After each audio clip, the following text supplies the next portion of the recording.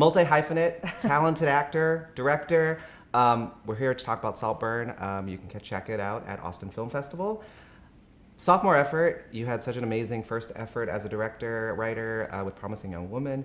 What was it like writing for the second film after so much success with the first one? Well, I think I was quite lucky in that I knew what I was going to do next before Promising Young Woman came out. I don't think any of us anticipated, making it as we did at such a low budget in such a kind of short period of time. We didn't, we couldn't dream of the response it got. So I think I probably would have been overwhelmed, but I'd sort of already knew Saltburn was going to be the next one. So I think that took a bit of the pressure off, thank God.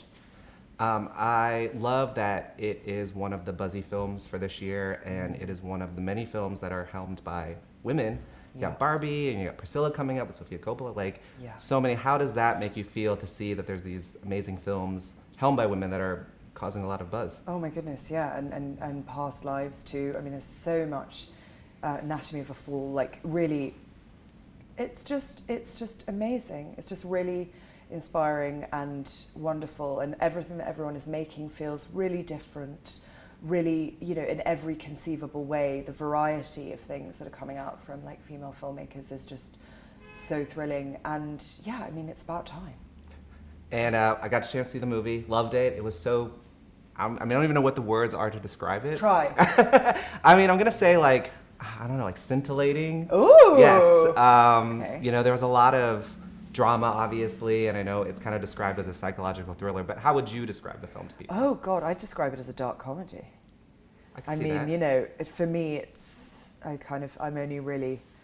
absolutely it is an erotic thriller in many, many ways, and it sort of takes on the kind of classic gothic British country house film, or book. And so, but I think for me, the hope is, I think the films that I love are very difficult to describe. And I've got to say, it's a hard one to describe.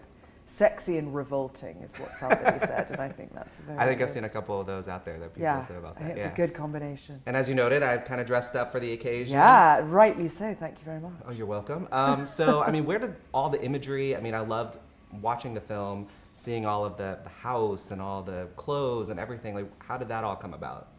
Oh, well, I think the thing is that when you're making a film as such a sort of specific art form, that all of those details are incredibly important. Not just, not just in the general sense, but in the very, very specific sense of, for example, Felix, played by Jacob Elordi, sort of here behind me.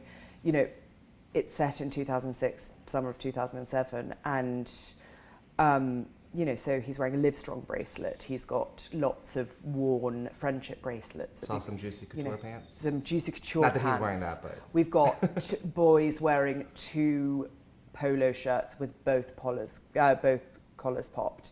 We've got bad extensions, bad fake tans, terrible accessories, all that kind of stuff. And when it comes to the production design, it's also about making these places feel lived in, making the most beautiful houses in the world beautiful, but people are still alive inside them. They're still, watching Superbad or eating cheap snacks, and that's kind of how the world gets built. And so every kind of, every choice, every texture, every lighting decision, every camera move has to be, justified emotionally and kind of, in the context of the film. And you mentioned it, and I read about it as well, about the importance of kind of setting it in that time frame because of sort of the rise of all this culture that we've kind of become accustomed to living in right now. Yeah, absolutely. I think that's it. It's just the moment where I think at Oxford and Cambridge and Harvard and Yale, you could access Facebook. It was open for that. But it's just that moment just before we start really looking. The voyeurism and the kind of wanting and the obsession that we all feel now all the time.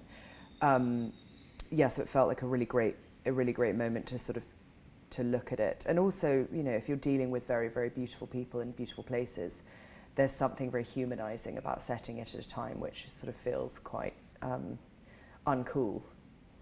Yeah, and so, I mean, it's hard to talk about the film without kind of giving too much away, I feel like. But one of the things that I really thought when I was watching it was the fact that, like, you know, you see Barry's character, Oliver, and you feel a way about him. But then as the movie progresses, you feel totally different about him, as well as the other characters. Yeah, just because of their actions and things like that. Yeah, absolutely. I mean, I think that's kind of the excitement of making anything, really, is that, you know, you always want your characters to go on an emotional journey, of course, but you also want the audience to go on an emotional journey and have their relationship with the characters kind of change. And, you know, a lot of the time I'm very interested in kind of sympathy for the devil, in finding those moments where we connect with people that we don't necessarily like or kind of morally approve of. I mean, I personally kind of rarely morally disapprove of anyone, just because I think it's not a very interesting perspective if you're a writer or a filmmaker, but absolutely the fascination of life in general is that people do surprising, strange, demented, off-kilter things all the time. So, you know, it's always just trying to kind of get to those sticky moments of between the tension of people's sort of personalities, where the kind of cracks are.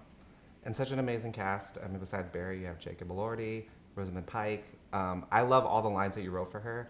I mean, I wish and hope that I'd be able to use those in real life sometime. Oh, I mean, Rosamund Pike is just like a kind of very specific, perfect genius.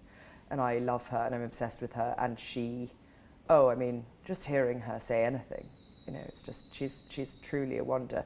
And she's so funny. You know, she is such a deft comic performer. I mean, I'd say she's actually a comedian, because some of the lines were hers, in fact, and she's so special. I mean, the thing is it is, you know, it's a romp. It's an experience. That's the thing. Like, it's something you have to watch in the theatre, because you will scream and laugh and gasp and be like horrified and turned on and all of those things. So you kind of need to do it in a room full of strangers. I was 100% all of those things when I watched the film as well. And finally, you're here in Austin for the Austin Film Festival. How does that make you feel? How's that? It's amazing. Austin is so great, although it is pouring with rain. It is definitely pouring with rain. Which kind of I wasn't anticipating, but yeah, it's gorgeous. It's so exciting to be here. Awesome. Well, thank you so much, Emerald. It was a pleasure to meet you. Thank you.